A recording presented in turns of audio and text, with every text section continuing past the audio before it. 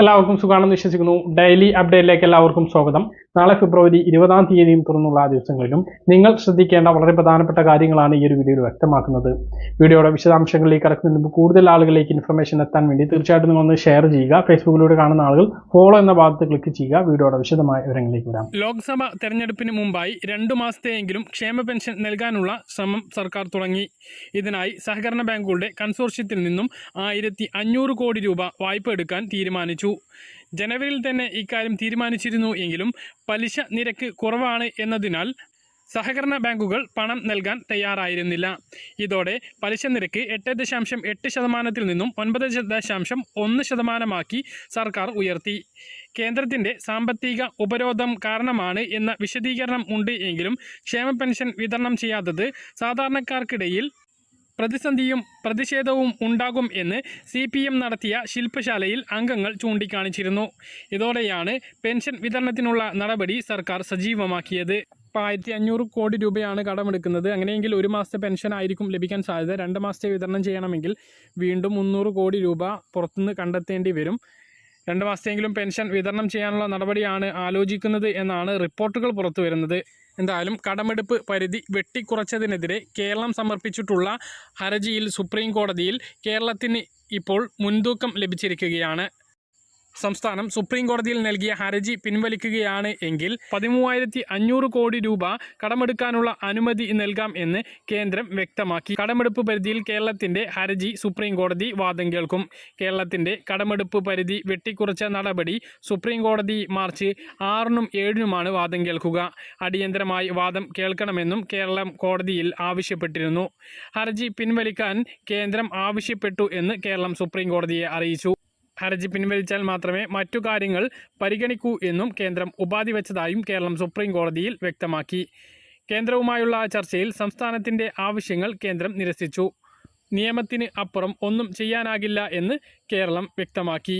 കേരളം ഉന്നയിക്കുന്നത് എല്ലാം ശരിയല്ല എന്ന് കേന്ദ്രം കോടതിയെ അറിയിച്ചു. ചർച്ച സാധ്യമല്ലെങ്കിൽ വിശദമായി വാദം കേൾക്കാം എന്ന് സുപ്രീം കോടതി പറയുകയായിരുന്നു. ഹർജി പിൻവലിക്കുകയാണ് എങ്കിൽ 13,500 കോടി രൂപ കടമെടുക്കാനുള്ള അനുമതി നൽകാം എന്നാണ് പറഞ്ഞിട്ടുള്ളത്. ഇതിന് കേരളം വഴങ്ങിയിട്ടില്ല.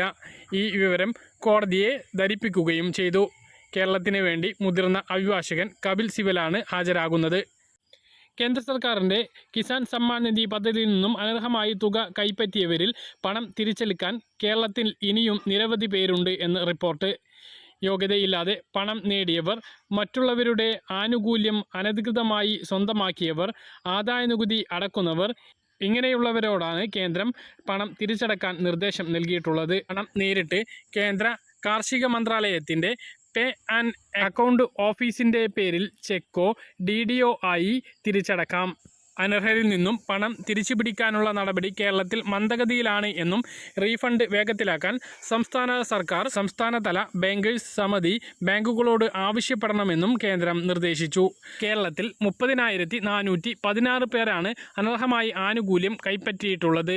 ഇതിൽ 21,018 പേർ ആദായനികുതി അടക്കുന്നവരായിരുന്നു. ആകെ 31.05 കോടി രൂപയാണ് അനർഹർ കേരളത്തിൽ തിരിച്ചടക്കേണ്ടത്. സംസ്ഥാനതല ബാങ്കേഴ്സ് സമിതിയുടെ കണക്കുപ്രകാരം 2,190 പേർ ചേർന്ന് ഇതിനകം 2.11 കോടി രൂപ തിരിച്ചടച്ചിട്ടുണ്ട്. ബാക്കിയുള്ളവരിൽ നിന്നുള്ള റീഫണ്ട് വേഗത്തിലാക്കാനാണ് കേന്ദ്ര നിർദ്ദേശം. തുക തിരിച്ചടച്ചിട്ടില്ല എങ്കിൽ റവന്യൂ റിക്കവറി നടപടികളിലേക്കടക്കം കടക്കണം എന്നാണ് കേന്ദ്രം നിർദ്ദേശിച്ചിട്ടുള്ളത്. PM കിസാൻ സമ്മാൻ നിധിയുടെ 16-ാം ഗഡുവിൻ്റെ വിതരണം മാർച്ച് മാസത്തിൽ ഉണ്ടാകും. 2 ഹെക്ടർ വരെ ഭൂമിയുള്ള കർഷകർക്കാണ് സഹായം ലഭിക്കുന്നത്. പല സംസ്ഥാനങ്ങളിലും ഉദ്യോഗസ്ഥരും ഇടനിലക്കാരും രാഷ്ട്രീയ പ്രവർത്തകരും ചേർന്ന് തുക തട്ടിയെടുത്തു എന്നാണ് കേന്ദ്ര സർക്കാർ കണ്ടെത്തിയത്. ഇതിനെ തുടർന്നാണ് ചില പരിശോധന നടപടികൾ ആരംഭിച്ചത്. KYC, land verification, Aadhaar seeding മുതലായവ നടപ്പിലാക്കിയതോടെ അനർഹരെ കണ്ടെത്താൻ എളുപ്പത്തിൽ സാധിച്ചു. മറ്റൊരു പ്രധാനപ്പെട്ട അറിയിപ്പ്, രാജ്യത്തെ ഒരു പൗരൻ്റെ പ്രധാനപ്പെട്ട 2 രേഖകളാണ് ആധാർ കാർഡും പാൻ കാർഡും. ആധാർ കാർഡും പാൻ കാർഡും ബന്ധിപ്പിക്കാൻ ആദായനികുതി വകുപ്പ് 2023 ജൂൺ വരെ സമയം നൽകിയിരുന്നു. ഇതിന് ശേഷം ഇത് ബന്ധിപ്പിക്കാത്തവരുടെ കയ്യിൽ നിന്നും 1000 രൂപ വീതം പിഴ ഈടാക്കി തുടങ്ങി. എന്നാൽ ഈ 1000 രൂപ പിഴയോടുകൂടി ബന്ധിപ്പിക്കാനുള്ള അവസരവും അവസാനിക്കുകയാണ് എന്ന റിപ്പോർട്ടുകളാണ് പുറത്തുവരുന്നത്. ഇതിന് മുന്നോടിയായി ഇവ ബന്ധിപ്പിക്കാത്ത ഉപഭോക്താക്കൾക്ക് ഇപ്പോൾ ആദായനികുതി വകുപ്പ് നോട്ടീസ് അയക്കുന്നുണ്ട്. മാത്രമല്ല, ആധാറും പാൻ കാർഡും ലിങ്ക് ചെയ്യാത്തവരുടെ ഓരോ ഇടപാടുകൾക്കും വൻ തുകയാണ് ഫൈനായി ഈടാക്കുക.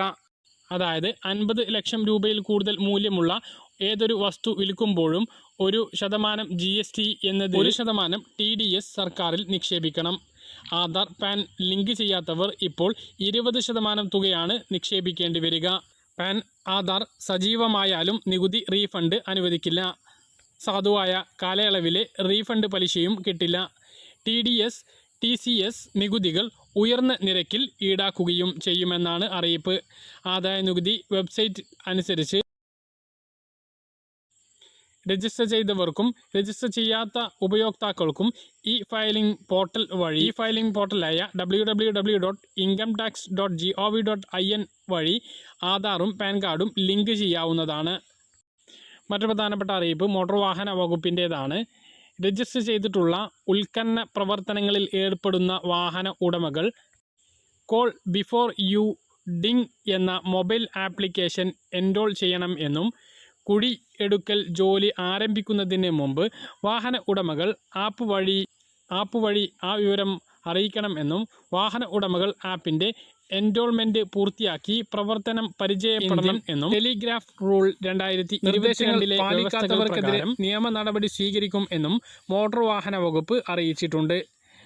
MVDയുടെ മറ്റൊരു പ്രധാനപ്പെട്ട അറിയിപ്പ് ആധാറുമായി ലിങ്ക് ചെയ്തിട്ടുള്ള മൊബൈൽ ഫോൺ നമ്പർ വാഹനങ്ങളുടെ RCയുമായി ലിങ്ക് ചെയ്യാൻ 2024 ഫെബ്രുവരി 29 വരെയാണ് തീയതി പ്രഖ്യാപിച്ചിട്ടുള്ളത് എന്നും ഇതിനു മുമ്പ് ഈ കാര്യം ചെയ്യണമെന്നും അറിയിച്ചിട്ടുണ്ട്. മറ്റൊരു പ്രധാനപ്പെട്ട അറിയിപ്പ് രാജ്യത്തെ ഫാസ്ടാഗ് സേവനങ്ങൾക്കുള്ള അംഗീകൃത ബാങ്കുകളുടെ പട്ടികയിൽ നിന്നും പേടിഎം പേയ്മെൻറ്റ് ബാങ്ക് ലിമിറ്റഡിനെ നീക്കം ചെയ്തതായി national highway authority of India അറിയിച്ചു. KYC മാനദണ്ഡങ്ങളും ഓൺലൈൻ ബോർഡിംഗ് മാനദണ്ഡങ്ങളും ലംഘിച്ചു എന്ന് ആരോപിച്ചാണ് പേടിഎമ്മിനെതിരെ RBI നടപടി സ്വീകരിച്ചതിന് പിന്നാലെയാണ് ഈ നീക്കം. മാർച്ച് 15-നകം പേടിഎം ഫാസ്ടാഗ് ഉടമകൾ മറ്റു പേയ്മെൻറ്റ് സംവിധാനത്തിലേക്ക് മാറണം എന്ന് RBI നിർദ്ദേശിച്ചിട്ടുണ്ട്. വാഹന ഉടമകൾ ശ്രദ്ധിക്കുക. പേടിഎമ്മിൻ്റെ ഫാസ്ടാഗാണ് ഉപയോഗിക്കുന്നത് എങ്കിൽ മാർച്ച് 15-നകം മറ്റു ബാങ്കുകളുടെ ഫാസ്ടാഗിലേക്ക് മാറേണ്ടതാണ്. മറ്റൊരു പ്രധാനപ്പെട്ട അറിയിപ്പ് വന്യജീവി ആക്രമണങ്ങൾ വർദ്ധിച്ചു വരുന്ന സാഹചര്യത്തിൽ വയനാട്ടിൽ വനംവകുപ്പിന് കീഴിലുള്ള ഇക്കോ ടൂറിസം കേന്ദ്രങ്ങൾ അനിശ്ചിതകാലത്തേക്ക് അടച്ചു. കുറുവയും സൂചിപ്പാറയും ഇതിൽപ്പെടും. ഇനിയൊരു അറിയിപ്പുണ്ടാകുന്നതുവരെ കേന്ദ്രങ്ങൾ തുറക്കില്ല എന്ന് principal chief forest conservator D. Jayaprasad അറിയിച്ചു. കേന്ദ്ര സർക്കാരിൻ്റെ ഭാരത് അരിക്ക് ബദലായി കേരളത്തിൻ്റെ K അരി വിതരണം ചെയ്യുന്നതിൽ ഈ ആഴ്ച തീരുമാനമെടുക്കുമെന്ന് ഭക്ഷ്യവകുപ്പ് അറിയിച്ചു. ഭാരത് അരി കിലോയ്ക്ക് 29 രൂപക്കാണ് നൽകുന്നത് എങ്കിൽ K അരി 25 രൂപക്കും 27 രൂപക്കുമായിരിക്കും നൽകുക എന്നും ഭക്ഷ്യവകുപ്പ് വ്യക്തമാക്കി. നാഫെഡ് വിപണന കേന്ദ്രങ്ങൾ വഴിയാണ് ഭാരത് അരിയുടെ വിതരണം.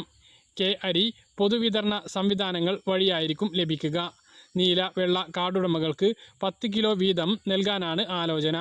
റേഷൻ കാർഡ് ഉടമകൾക്ക് ഇപ്പോഴുള്ള വിഹിതത്തിന് പുറമെയായിരിക്കും 10 കിലോ അരി 25 രൂപ നിരക്കിലും 27 രൂപ നിരക്കിലും ലഭിക്കുക. ചെമ്പാവ്, ജയ, കുറുവ അരികളായിരിക്കും വിൽപ്പന നടത്തുക. മലയാളികൾക്ക് പ്രിയപ്പെട്ട മട്ട അരിയും നൽകും. ഇവയുടെ സ്റ്റോക്ക് എടുക്കാൻ സിവിൽ സപ്ലൈസ് കമ്മീഷണർക്കും ഡയറക്ടർക്കും ഭക്ഷ്യവകുപ്പ് നിർദ്ദേശം നൽകിയിട്ടുണ്ട്. FCI വഴി ലഭിക്കുന്ന വിഹിതത്തിൽ വിതരണം ചെയ്യാത്ത ബാക്കിയുള്ള അരി K ബ്രാൻഡിൽ ഉൾപ്പെടുത്തി റേഷൻ കാർഡുള്ളവർക്ക് നൽകും. പദ്ധതിയുടെ ശുപാർശ ഭക്ഷ്യവകുപ്പ് ഈ ആഴ്ച തയ്യാറാക്കും. മന്ത്രിസഭാ യോഗത്തിൽ ഇക്കാര്യം തീരുമാനമെടുക്കും. മാർച്ച് 1 ലോക്സഭാ ഇലക്ഷൻ പ്രഖ്യാപിക്കും എന്ന റിപ്പോർട്ടുകളാണ് ഉള്ളത്. ഇതിനു മുമ്പ് അരി വിതരണം ചെയ്യാനാണ് സംസ്ഥാന സർക്കാരിൻ്റെ ആലോചന. മറ്റു പ്രധാനപ്പെട്ട അറിയിപ്പ് ആരോഗ്യ വകുപ്പിൻ്റെ അനുമതിയും അറിവും ഇല്ലാതെ പ്രസവത്തിനായി മാത്രം ജില്ലയിൽ അനധികൃതമായി പ്രവർത്തിക്കുന്ന പ്രവർത്തന കേന്ദ്രങ്ങൾ ഉണ്ട് എന്നും ഇത്തരം കേന്ദ്രങ്ങൾക്കെതിരെ ശക്തമായ നടപടിയെടുക്കും എന്നും മലപ്പുറം ജില്ലാ കളക്ടർ VR വിനോദ് അറിയിച്ചു. മലപ്പുറം കളക്ടറേറ്റ് കോൺഫറൻസ് ഹാളിൽ ചേർന്ന ആരോഗ്യ കുടുംബക്ഷേമ സൊസൈറ്റിയുടെ എക്സിക്യൂട്ടീവ് കമ്മിറ്റി യോഗത്തിൽ അധ്യക്ഷത വഹിച്ച് സംസാരിക്കുകയായിരുന്നു അദ്ദേഹം. മറ്റൊരറിയിപ്പ്. ഭിന്നശേഷി സൗഹൃദ കേരളം നവകേരള കാഴ്ചപ്പാട് എന്ന വിഷയത്തിൽ ഭിന്നശേഷി മേഖലയിലുള്ള പ്രമുഖ വ്യക്തികളുമായി മുഖ്യമന്ത്രി പിണറായി വിജയൻ നടത്തുന്ന മുഖാമുഖം പരിപാടി ഫെബ്രുവരി 26 നടക്കും. രാവിലെ 9:30 മുതൽ ഉച്ചയ്ക്ക് 1:30 വരെ തിരുവനന്തപുരം RDR കൺവെൻഷൻ സെൻ്ററിലാണ് പരിപാടി.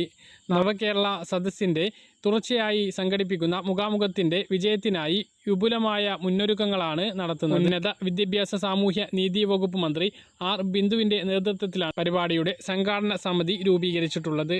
പരിപാടിക്ക് 18 ലക്ഷം രൂപ കഴിഞ്ഞ ദിവസം ധനവകുപ്പ് അനുവദിച്ചിരുന്നു. കർഷകരുടെ ഡൽഹി ചലോ മാർച്ച് ഫെബ്രുവരി 21 വരെ നിർത്തിവെക്കും.